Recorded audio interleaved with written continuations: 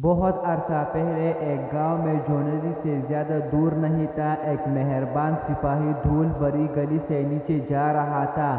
اس کی حرکت سست تھی کیونکہ وہ سارے دن سے چل رہا تھا۔ اسے ایک اچھا گرم کھانا کھانے کے علاوہ اور کچھ پسند نہیں تھا۔ جب وہ سڑک کے کنارے ایک عجیب و غریب گھر پر پہنچا تو اس نے اپنے آپ میں سوچا، یہاں رہنے والے کے پاس میرے جیسے بھوکے مسافر کے ساتھ بانٹنے کے لیے کچھ اضافی کھانا ضرور ہوگا۔ میرا خیال ہے میں جا کر پوچھوں گا۔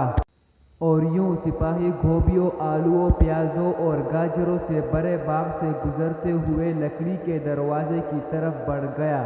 گھر کے سامنے پہنچ کر جیسے ہی دستک دینے کے لیے اس نے ہاتھ بڑھایا، تب دروازہ اچانک کھل گیا۔ دوسری طرف ایک بوڑھا آدمی کھڑا تھا۔ اس کے ہاتھ کولوں پر تھے اور اس نے تیوری چڑھائی ہوئی تھی۔ تم کیا چاہتے ہو؟ بوڑھے نے بدتمیزی سے کہا۔ پھر بھی سپاہی اسے دیکھ کر مسکرایا۔ ہیلو، میں ایک گاؤں کا سپاہی ہوں جو یہاں سے زیادہ دور نہیں ہے۔ میں آپ کے پاس یہ پوچھنے آیا ہوں کہ کیا آپ کے پاس کوئی کھانا ہے جو آپ دے سکتے ہیں؟ بوڑھے نے سپاہی کو اوپر نیچے دیکھا اور بہت دو ٹوک جواب دیا، نہیں، اب چلے جاؤ۔ سپاہی اس سے باز نہ آیا۔ اس نے ایک بار پھر مسکرا کر سر ہلایا۔ میں دیکھ رہا ہوں، میں صرف اس لیے پوچھ رہا ہوں کہ میرے پاس اپنے پتھر کے سوپ کے لیے کچھ اور اجزاء ہوں گے، لیکن میرا اندازہ ہے کہ مجھے یہ سادہ ہی کھانا پڑے گا اگر اتنا ہی مزیدار۔ بوڑھے نے بوڑھے اچکا لیے۔ پتھر کا سوپ؟ اس نے پوچھا۔ جی جناب، سپاہی نے جواب دیا۔ اب اگر آپ مجھے جانے کی اجازت دیں گے۔ سپاہی راستے کے بیچ میں چلا گیا اور اپنے سامان میں سے ایک لوہے کی دیگچی نکالی۔ ایک بار جب اس نے پانی سے بھر لیا تو اس کے نیچے آگ لگانے لگا۔ پھر بڑے اہتمام کے ساتھ اس نے ریشم کے تھیلے سے ایک عام سا نظر آنے والا پتھر نکالا اور آہستہ سے اسے پانی میں گرا دیا۔ بوڑھا حیرانی سے اپنی کھڑکی سے یہ سب دیکھ رہا تھا۔ پتھر کا سوپ؟ اس نے خود سے پوچھا۔ یقیناً ایسی کوئی چیز نہیں ہے۔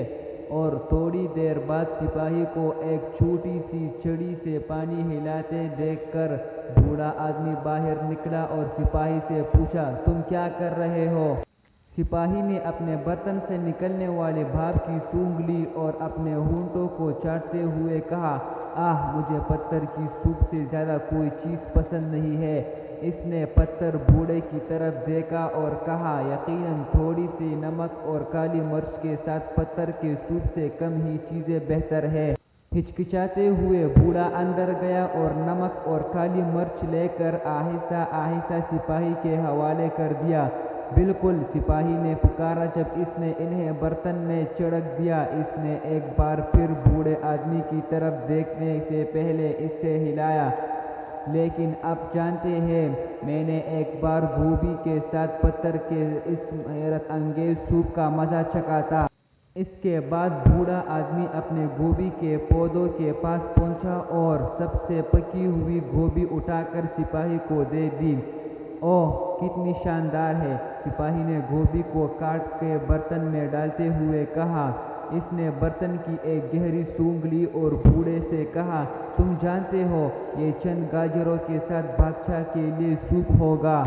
بوڑھے نے سوچتے ہوئے کہا، مجھے لگتا ہے کہ میں کچھ گاجر لا سکتا ہوں۔ اور وہ گاجروں کے پاس گیا اور مٹھی بھر توڑ لایا۔ جب اسے گاجریں پیش کی گئی تو سپاہی بہت خوش ہوا۔ اس نے انہیں کاٹ کر ایک بار پھر برتن کو ہلایا۔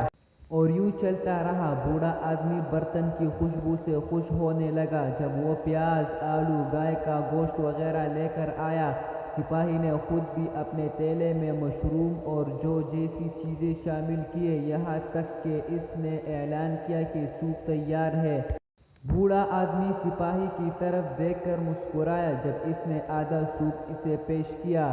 آپ اندر کیوں نہیں آتے؟ میرے پاس آج صبح بیکری سے سیدھی لائی گئی تازہ ڈبل روٹی ہے جو پتھر کے سوپ کے ساتھ مزیدار ہوگی، اس نے شفقت سے کہا۔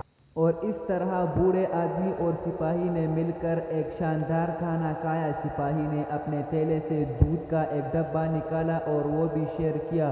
بوڑھا آدمی نے سپاہی سے اتفاق کیا کہ سوپ اس سے بہتر تھا جو اس نے پہلے کبھی چکھا تھا۔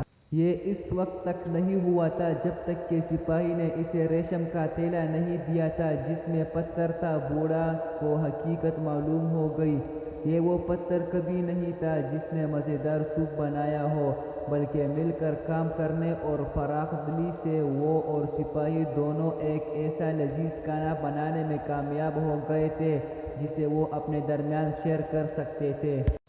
اگر آپ نے ابھی تک ہمارے چینل کو سبسکرائب نہیں کیا تو پلیز ہمارے چینل کو سبسکرائب کریں۔ شکریہ۔